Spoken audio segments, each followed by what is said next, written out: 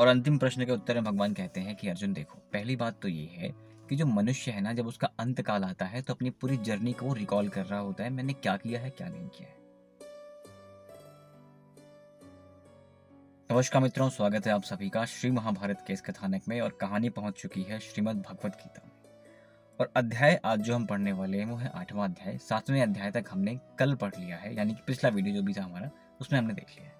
अगर मैं थोड़ा समराइज करूं, कंक्लूड करूं, तो अर्जुन का विषाद उत्पन्न होता है, मैं क्यों मारूं, क्या मिलेगा मुझे। फिर भगवान समझाना शुरू करते हैं, कर्म संन्यास की बात करते हैं, कर्मयोग की बात करते हैं, विज्ञान की बात करते हैं। और आज 8वें अध्याय में अर्जुन के पुनः 5 प्रश्न हैं। उन प्रश्नों का उत्तर देते हुए चलते हैं। मित्रों, एक बात मैं आपको बता दूं कि हो सकता है, एक बहुत छोटा सा फिनोमेना है, बहुत कॉमन सा है। जब आप पहले अध्याय में पढ़ रहे होते हो, पहला चैप्टर पढ़ रहे होते हैं किसी भी क्लास में, किसी भी सब्जेक्ट में, तो हो सकता है उसका आंसर आपको एंड में आकर मिलता है ना, क्लियर हो जाता है वहां जाके। तो चांसेस यहाँ पे भी हैं कि हो सकता है आपको कोई एक ऐसा टर्म समझ ना आता हो 7वें अध्याय, 5वें अध्याय, 4थे अध्याय में, तो वो डाउट आपका किसी अगले आने वाले अध्याय में जरूर खत्म हो जाएगा। हम शुरू करते हैं आज का अध्याय। 8वां अध्याय क्या है? अर्जुन 5 प्रश्न पूछते हैं और पांचों प्रश्न ये हैं कि हे पुरुषोत्तम, जिसका आपने वर्णन किया वो ब्रह्म क्या है? आपको पता है ना, भगवान ने बहुत सारी बातें करी हैं, तो उन्हीं में से कुछ टर्म्स आते हैं कि ब्रह्म क्या है, अध्यात्म क्या है, कर्म क्या है, अधिभूत नाम से क्या कहा गया है, अधिदैव नाम से क्या कहा गया है, और अधियज्ञ क्या है, वह इस शरीर में कैसे है। ये लगभग 5 प्रश्न हैं उनके। अब भगवान इनको यहाँ बताने की चेष्टा करते हैं कि ये कर्म क्या होता है, ब्रह्म क्या होता है, अध्यात्म क्या होता है, अधिभूत क्या होता है, अधियज्ञ क्या होता है। तो श्रृंखला को भंग नहीं करते हैं, जो प्रश्न के उत्तर जैसे हैं हम वैसे ही चलते हैं। एक और बात यह है मित्रों कि 11 फरवरी को मेरे ऑफिस का मीटअप है, मुझे दिल्ली जाना है। तो प्रोबेबली मैं 1 हफ्ता दिल्ली में रहूंगा, और अगर आप में से कोई दिल्ली में है, मिलना चाहता हो, तो मुझे टेलीग्राम पे कांटेक्ट कर सकते हैं। तो इन प्रश्नों के उत्तर में भगवान ने कहा कि हे अर्जुन, परम अक्षर अर्थात जिसका कभी नाश नहीं हो सकता, वही परमात्मा है, वही परब्रह्म है और वही ब्रह्म है। और अपना स्वरूप अर्थात जीवात्मा अध्यात्म नाम से कहा जाता है, तथा भूतों के भाव से उत्पन्न करने वाला शास्त्र विहित यज्ञ, दान और होम आदि के निमित्त जो द्रव्यादिकों का त्याग है, वह कर्म के नाम से कहा गया है। उत्पत्ति और विनाश धर्म वाले सब पदार्थ अधिभूत हैं। हे देहधारियों में श्रेष्ठ अर्जुन, इस शरीर में मैं वासुदेव ही विष्णु रूप से अधियज्ञ हूँ।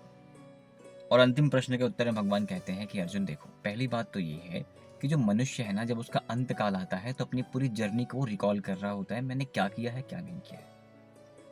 हमारा जीवन इच्छाओं से भरा हुआ है, राइट। जब हम मर रहे होते हैं तो अपनी इच्छाएं लेके हम बैठे होते हैं। एक ऐसी भी इच्छा आसपास घूम रही होती है जो हम चाहते हैं कि यार ये मिस हो गया, ये मिस हो गया, ये मिस हो गया, ये लाइफ होती तो ये होता। जो काश होते हैं ना बहुत सारे, वो हमारे साथ चल रहा होता है जब हम मृत्युशैया पे होते हैं। तो भगवान ने यही कहा कि अर्जुन, जो अगला जन्म होने वाला होता है उस जीवात्मा का, उसकी इच्छाएं बताती हैं कि वो कहाँ जाने वाला है। मृत्यु के समय जो अवधारणा होती है मनुष्य की, व्यक्ति की, वैसा ही जन्म उसका अगली बार होता है। इसीलिए कहा जाता है कि जो अपनी इच्छाएं हैं ना, वो खत्म कर दो। कोई काश अगर आप ना छोड़ें, ठीक है, आप पूजा ना करें, पाठ ना करें, अलग बात है, लेकिन अगर आपने कर्म बड़े अच्छे करे हैं, लोगों की हेल्प करी है, मदद करी है, परोपकार किया है, और आपने कोई काश नहीं छोड़ा कि काश ऐसा होता, तो संभव है कि आपका दूसरा जन्म नहीं होगा, परमात्मा आपको स्थान देवे। एक ब्लिसफुल लाइफ, जो बैलेंस लाइफ की हम बात कर रहे होते हैं ना, कि यार काश नहीं होना चाहिए, इसलिए हमें ये करना चाहिए, हमें मदद करनी चाहिए, संतुष्टि मिलती है जीवन को, सब देखना चाहिए, बुजुर्गों की बात माननी चाहिए, बिकॉज उनके पास एक्सपीरियंस है लाइफ का। तो ये सारी बातें जो हमारे टैक्टिक्स है, जो पुरखों से चली आ रही हैं बातें, ये बकवास नहीं है, एक साइंस है जो कि प्रूवन है। तो भगवान ने यहाँ पर वही कहा हुआ है कि जैसी आपकी अवधारणा होती है, अगर आपकी अवधारणा एक जीवन की, एक जीवात्मा की अवधारणा मेरी है, वो परमात्मा को ढूंढने का प्रयास कर रहा है कर्म के माध्यम से, तो निस्संदेह कोई कष्ट उससे नहीं उत्पन्न होगा और उसे वापस इस मृत्यु लोक में नहीं आना पड़ेगा। वह संतुष्ट व्यक्ति जो होता है वो धन्य हो जाता है, वह संतुष्ट व्यक्ति जो होता है शांत हो जाता है और मुझे प्राप्त होता है। हे अर्जुन, सब इंद्रियों के द्वारों को रोक करके, यानी कि जो इंद्रियों के विषय हैं, हम एक बार पहले भी बात कर चुके हैं विषय क्या होते हैं। ध्यायते विषयान पुरुषः संगस्तेन जायते संजात संजायते कामः कामः क्रोधो विजायते। तो भगवान कहते हैं कि अर्जुन, जो व्यक्ति या जो जीवात्मा अपने सब इंद्रियों के द्वारों को रोक करके, अर्थात इंद्रियों को विषयों से हटा करके, मन को हृदय में स्थित करके, अपने प्राण को मस्तक में स्थापना करके, ये सारी बातें आपने ऊर्जा के माध्यम से सुनी होगी ना, कि अपनी ऊर्जा ऐसे ऊपर लेके जाइए, ब्रीदिंग करिए, मेडिटेशन करिए, तो ये सारी बातें यहाँ पे हो रही हैं। तो ऐसा करके योग स्थापित करके ओम को इस प्रकार से एक अक्षर रूप ब्रह्म को उच्चारण करता हुआ, उसके अर्थ स्वरूप को मेरा चिंतन करता हुआ शरीर को त्याग कर जो जाता है, वह पुरुष परम गति को प्राप्त होता है। दोस्तों ओम के बारे में कभी आप सर्च करेंगे, इनफैक्ट आप जानते होंगे तभी आप यहाँ पर हैं, राइट?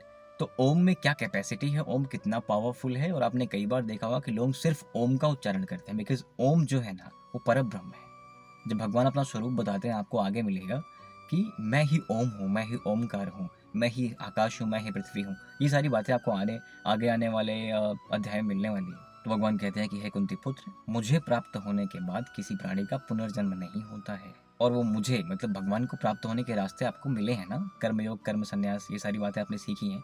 तो अगर आप ये सब जानते हैं तो मुझे लगता है कोई कन्फ्यूजन तो आपको होगी नहीं कि भगवान को प्राप्त करने का एक उचित मार्ग क्या है। अपने नियत कर्म करिए।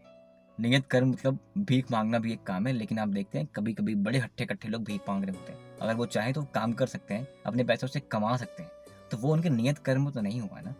नियत कर्म मेरे जीवन का एक उद्देश्य है, मुझे फला जगह पहुंचनी है, तो फला जगह पहुंचने के लिए मैं बैठा हूँ। बैठना भी तो एक कर्म है, बैठना एक कर्म है, लेकिन नियत कर्म क्या हुआ? मुझे अगर जाना है, मेरा एक उद्देश्य है, तो ड्राइव करना मेरा नियत कर्म है, राइट? तो नियत कर्म करते परमात्मा को प्राप्त होना is far better than anything. और जो जीवात्मा भगवान को प्राप्त होती है तो फिर क्या होता है कि जो ब्रह्मा का एक दिन है, चतुर्थ युग सहस्त्राणि दिन में का पितामह, जो कल्प होता है, जो चारों युग 1000 बार बदलते हैं, तो ब्रह्मा का दिन होता है, एक दिन होता है। तो जो योगी जन इस तत्व को जानते हैं, एग्जैक्टली ब्रह्म तत्व को जानते हैं, परम तत्व को जानते हैं, वो अपनी इंद्रियों को अपने वश में करके परमात्मा को प्राप्त होने के तरीके से परमात्मा को प्राप्त हो जाते हैं। फिर इस मृत्यु लोक में उन्हें आना नहीं पड़ता, इनकी इच्छाएं खत्म हो जाती है, उन्हें वापस इच्छाओं के लिए जन्म नहीं लेना पड़ता। तो 8वें अध्याय से बस इतना ही मित्रों। Thank you very much. बहुत जल्द आपसे मिलते हैं 9वें अध्याय में, और धीरे धीरे गीता भी समाप्त हो रही है। गीता समाप्त होने के बाद युद्ध शुरू हो जाएगा, और गीता का सबसे बहुत ज़्यादा जो मज़ा मुझे पर्सनली आता है, जहाँ भगवान अपना विराट स्वरूप दिखाते हैं और बताते हैं एग्जैक्टली मैं कहाँ कहाँ हूँ, मैं ईश्वर हूँ Partha. So thank you very much for your patience. आप इतना सपोर्ट दे रहे हैं मुझे, ग्रेटिट्यूड आपको जितना फील किया जाए उतना ही कम है, आपको धन्यवाद जितना किया जाए उतना ही कम है। मैंने हमेशा आपको कहा है कि जिस काम से घर चल रहा होता है उस काम से कभी कंप्रोमाइज़ नहीं करना चाहिए। तो मेरी जो प्रायोरिटी है, मेरी जो जॉब है, वो मेरी प्राथमिकता है, मैं उससे कंप्रोमाइज़ नहीं कर सकता। इसलिए जैसे भी समय निकाल पाता हूँ, सुबह को निकालता हूँ या रात में निकालता हूँ, तो वो टाइम फिर मैं आपको देता हूँ। ये मेरा पैशन है। वीडियोस कम आएंगी लेकिन आएंगी ज़रूर। एक बार फिर आपके सपोर्ट के लिए बहुत बहुत धन्यवाद। Thank you very much. जय हिंद।